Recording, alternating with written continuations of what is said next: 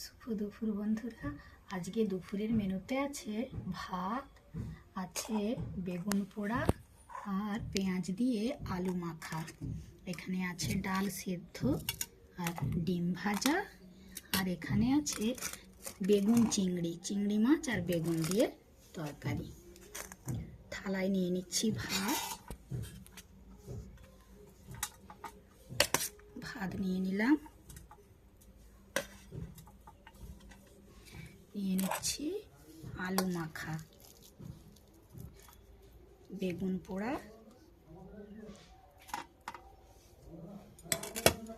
নিয়ে নিচ্ছি একটু ডাল সেদ্ধ, ডিম ভাজা নিয়ে নিলাম, আর এখানে বাটিয়ে নিয়ে নিচ্ছি বেগুন চিংড়ি।